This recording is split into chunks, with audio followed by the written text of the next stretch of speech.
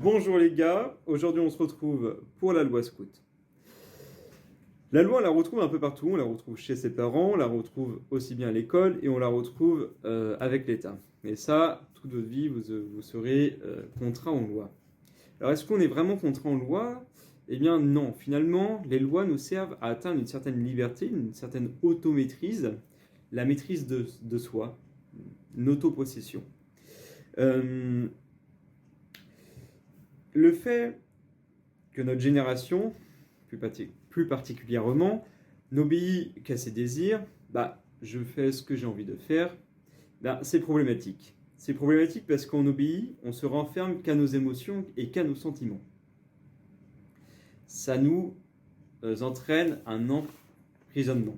Voilà. Alors, il faut aimer la discipline, aimer les lois, par exemple les 10 commandements. Et les saints nous appellent justement à observer les lois et à l'aimer. Soyez saints comme je suis saint. La loi du Seigneur fait tout mon bonheur, c'est le psaume 118. Il y a donc une certaine sagesse qui consiste à l'obéissance et à l'observation des lois, et plus particulièrement de la loi de Dieu. Alors nous, on va parler à l'exercice des vertus par la loi scout. Donc la loi scout, elle est répartie en 10 articles qui va nous permettre d'atteindre cette sainteté. Quel bonheur, quoi. Alors, la loi scout, on commence par le premier article. Le scout met son honneur à mériter la confiance, mériter confiance. L'honneur, c'est l'estime glorieuse. Et pour gagner la confiance, c'est dans la vérité. La confiance, elle se gagne que dans la vérité. Nous, on va d'abord s'éloigner du mensonge. Alors, confiance, c'est cum, avec fidere, fier. On va remettre quelque chose de précieux à quelqu'un, notre prochain. Donc, pour résumer, notre confiance, on doit l'atteindre par honnêteté et vérité. La deuxième loi scout, le scout est loyal à son pays, à ses parents, à ses chefs et à ses subordonnés. La loyauté avec ses parents, ça nous rappelle un peu le commandement « Tu honoreras ton père et ta mère ». Donc, par cet honneur, on retrouve cet aspect d'honnêteté par l'obéissance aux lois. C'est ça ce qu'on devra atteindre. La troisième loi scout, le scout est toujours fait pour servir et sauver les autres, donc son prochain. Servir son prochain, c'est observer la bonne action quotidienne et être prêt à servir en toutes circonstances et à sauver son prochain. La quatrième loi à l'article, c'est le scout est l'ami de tous, le frère de tous les autres scouts. Donc, il faut qu'on rentre dans une certaine amitié qui passe envers les inconnus, donc c'est la bienveillance, et envers nous, du coup, entre scouts. Ok, bon, ça, à mon avis, vous allez vite l'exercer, en tout cas, il y a intérêt. Pour l'article 5, le scout est courtois et chevaleresque. Alors, courtois, donc on parle de politesse, c'est une politesse raffinée, et chevaleresque, on parle de dignité. La dignité d'un chevalier qui est courageux et généreux. Pour la loi 6, le scout voit dans la nature l'œuvre de Dieu. Il aime les plantes, les animaux.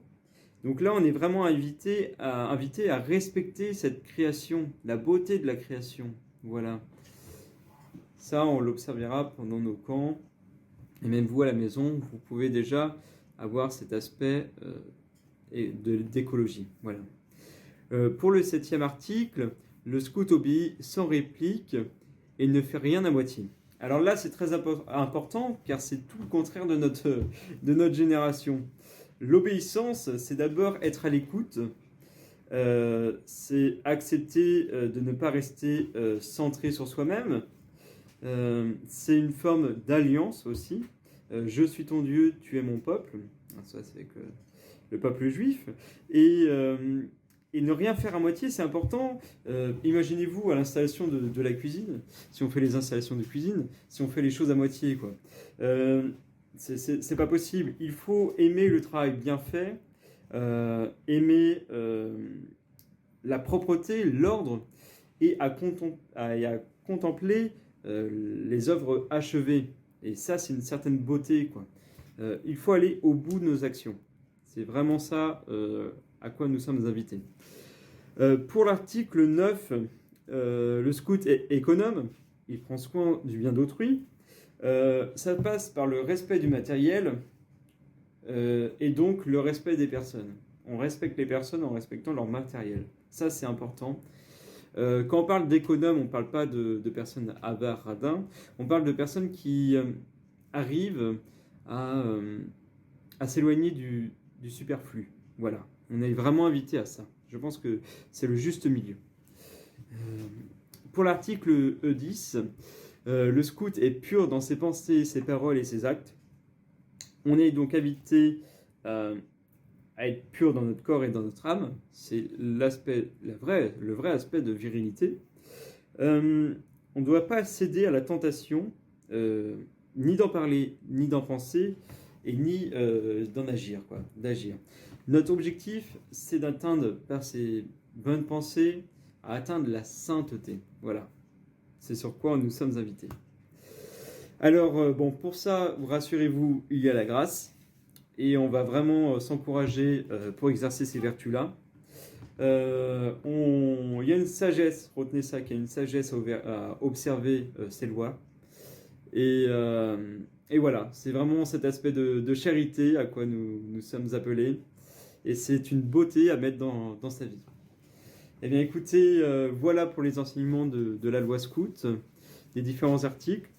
On se retrouvera bientôt, je pense que je vais faire une vidéo pour mettre en œuvre la prière.